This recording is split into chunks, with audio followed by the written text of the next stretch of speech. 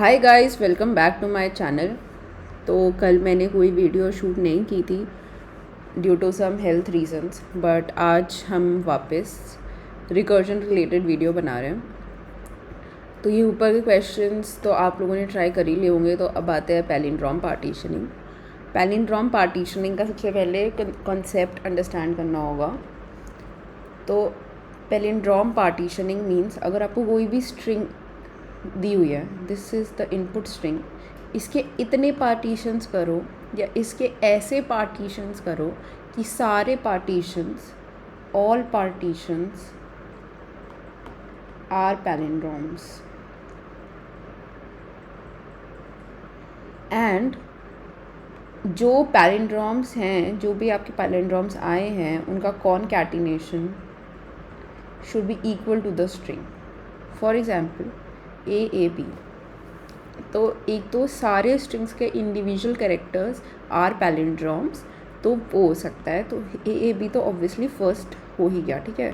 Partition इसका कि हमने सारे लेटर्स भी इंक्लूड किए हैं और सारे लेटर्स सब स्ट्रिंग्स भी हैं और सारे लेटर्स पैलिंड्रोम, मतलब सारी स्ट्रिंग्स पैलिंड्रोम भी है। So this is one of the vector, this is one of the pattern vector element. एक दूसरा हो सकता है ए बी, क्योंकि ए बी तो एक पार्टीशन है ना। क्या और हो सकते हैं? ए बी हो सकता है, नहीं, ठीक है। एक और एग्जांपल ले लेते हैं, सी ए सी।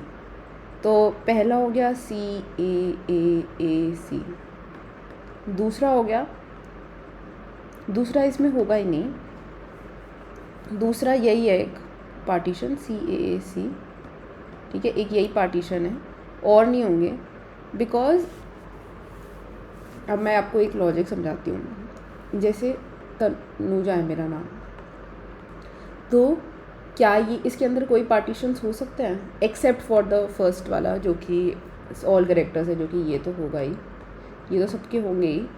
बट इसके अलावा क्या कोई पार्टीशन हो सकता है? नहीं हो सकता है, क्योंकि पार्टीशन के अंदर ना सारे एलिमेंट्स के पैलिंड्रोम्स एग्जिस्ट करनी चाहिए।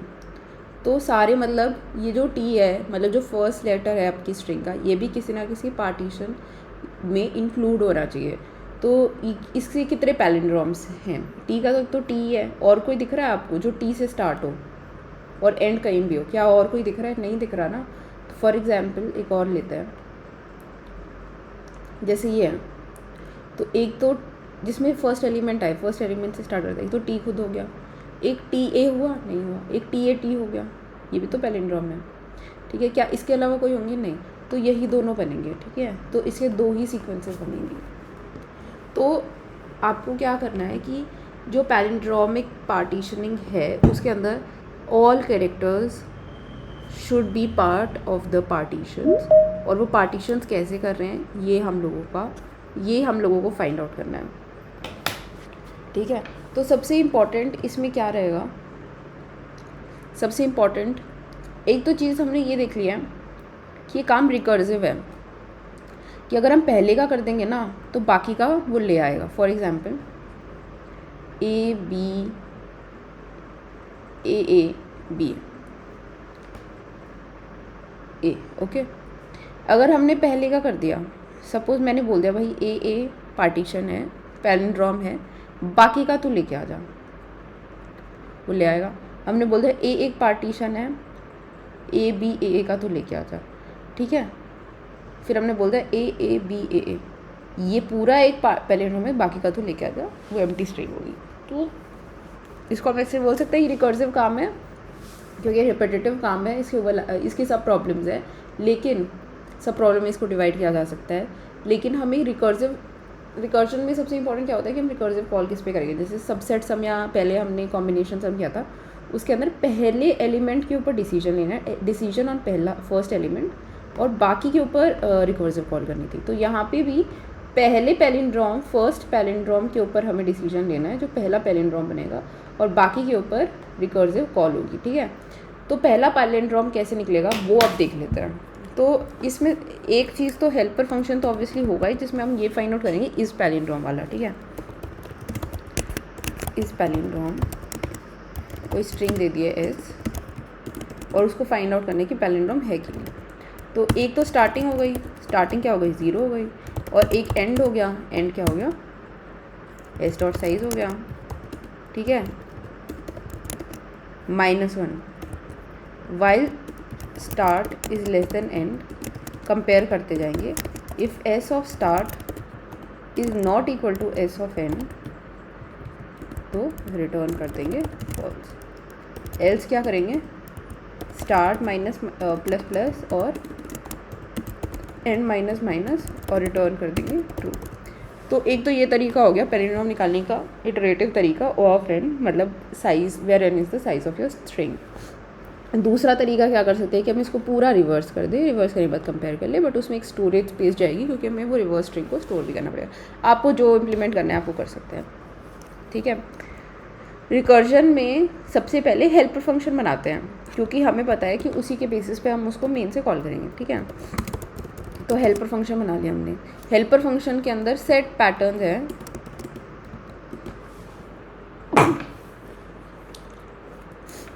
हेल्पर फंक्शन के अंदर सबसे पहले तो हम अपनी स्ट्रिंग ही भेजेंगे, ठीक है, और उसके बाद इंडेक्स भी भेजेंगे क्योंकि हम इसके अंदर रॉ एरे पॉइंटर्स की तरह एरे प्लस प्लस नहीं कर सकते। क्या साइज़ भेजने की ज़रूरत है, नहीं, साइज़ भेजने की ज़रूरत नहीं है। उसके बाद एक वेक्टर ऑफ स्ट्रिंग भेजेंगे जो कि होगी करंट, और एक वेक्टर ऑफ स्ट्रिंग भेजेंगे जो कि रिजल्ट होगा, ठीक है। इतना समझ आ गया, क्योंकि यही करते हैं करंट के अंदर जो करंट पार्टीशन है वो स्टोर करने होंगे और जब पूरी स्ट्रिंग ख़त्म हो जाएगी तो उसको रिजल्ट में डाल देंगे, ठीक है।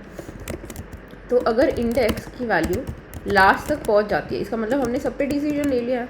अगर हमने सब पे डिसीजन ले लिया तो रिजल्ट में पुश कर देंगे करंट को, और करंट के अंदर सिर्फ पैलिंड्रोम्स को पुश करेंगे। तो यहाँ चेक करने की ज़रूरत नहीं है कि भाई करंट के अंदर सारे के सारे सब स्ट्रिंग्स क्या वो पैलिंड्रोम थे या नहीं, हम नहीं करेंगे चेक, हम ओनली पैलिंड्रोम्स को ही पुश करेंगे, ठीक है, और यहाँ से रिटर्न कर देंगे, ठीक है। नेक्स्ट ऑप्शन क्या है कि check first palindrome string and call recursion on test, ये हमारा लॉजिक है।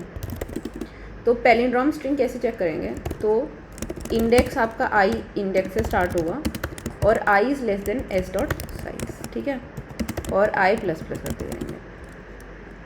तो हमारा जो जैसे स्ट्रिंग है करंट स्ट्रिंग, जैसे हमारा जो टेम्प स्ट्रिंग है वो इनिशियली एम्प्टी है, तो हम क्या करेंगे temp plus is equal to S of i, ठीक है। इसके अंदर हमारी वो सब स्ट्रिंग बनती जाएगी, हर आई पे आके हम उसको इंक्रीमेंट करते जाएंगे। इफ़ इज़ पैलिंड्रोम, अगर ये पैलिंड्रोम है हम तभी तो पुश करेंगे ना, कौन है पैलिंड्रोम, टेम्प है। अगर ये टेम्प मतलब जैसे आपकी स्ट्रिंग है ये आ गई, या फिर पहले जितनी भी स्ट्रिंग पैलिंड्रोम आ गई उसको हम करंट में पुश कर देंगे, ठीक है। करंट में पुश करने के बाद हम रिकर्सिव कॉल किस पे करेंगे, स्ट्रिंग पे करेंगे। इंडेक्स क्या हो जाएगा, अब आई हो जाएगा, आई प्लस 1 हो जाएगा, क्योंकि अब उसके बाद हमें स्ट्रिंग निकालनी है। करंट को करंट दे देंगे, रिजल्ट दे देंगे, ठीक है। क्या हम वापस पॉप करेंगे, ऑब्वियसली हमें पॉप करना पड़ेगा,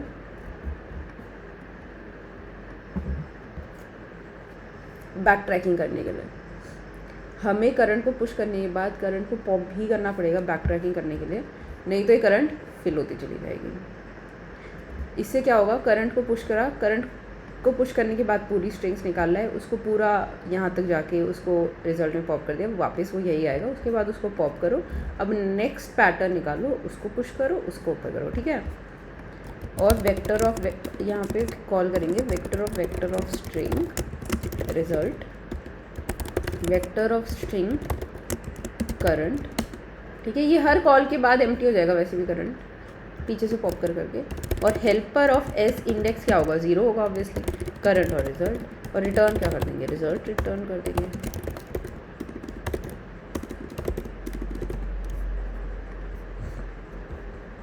हमें पहली पैलिंड्रोमिक स्ट्रिंग निकालनी है और बाकी के ऊपर रिकर्सिव कॉल करना है।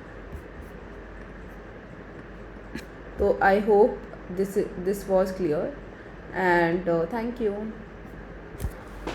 Thank you guys. तो आप इस लॉजिक को याद रखना, याद क्या, this is quite common sense और लॉजिकल, कि रिकर्जन में क्या करते हैं, पहले एलिमेंट पे डिसीजन लेते हैं, बाकी के ऊपर रिकर्सिव कॉल करते हैं। सबसेट सम या कॉम्बिनेशन सम में अगर वो इंक्लूड कर रहे हैं सबसेट में तो हम उसको इंक्लूड करेंगे, नहीं तो एक्सक्लूड करेंगे। बैक ट्रैकिंग लगाएंगे, अगर कोई एलिमेंट करंट में पुश कर दिया उसको पॉप भी करना है कॉल के बाद, ताकि वो करंट एम्प्टी हो, ताकि वो नेक्स्ट पैटर्न्स को स्टोर कर पाए, नहीं तो ये करंट फुल होता जाएगा, ये रिजल्ट गलत आएगा। एक बार आपको करके दिखा देते हैं। तो ये बहुत लंबी आ जाएगी, सारे पैटर्न एक में ही आ जाएंगे, गलत आंसर आ जाएगा। दिखा देते हैं। हाँ ये देखो, सारे एक में ही आ गए, पिछले वाले भी एम्प्टी नहीं हुआ ना, और भी आ गए, पिछले वाले भी आ गए। तो ऐसे नहीं करना है, करंट को एम्प्टी करना है और पॉप बैक करना है, एम्प्टी भी नहीं करना है। करंट को सिर्फ पॉप बैक करना है ताकि पीछे से एलिमेंट्स भरते जाए, आगे की भी अगर सेम भी हैं तो पीछे से एलिमेंट्स भरते जाएं। जैसे ए बी बी या ए बी बी एक साथ, या ए बी बी अलग अलग। तो इस तरीके से हमें ये करना है और बस कॉन्सेप्ट इतना ही है। ये तो सेट पैटर्न है, इसमें तो कोई चेंज नहीं है। पैलिंड्रोम ये भी हम लोगों को आता है, बेस केस भी हम लोगों को आता है, बस यहाँ लॉजिक करना है। और इस लॉजिक के अंदर हमने पहली पैलिंड्रोमिक स्ट्रिंग निकाल दी, बस रिकर्सिव कॉल भी हमें पता है, इंडेक्स +1 करके करना है। तो I hope this was helpful. Thank you, bye.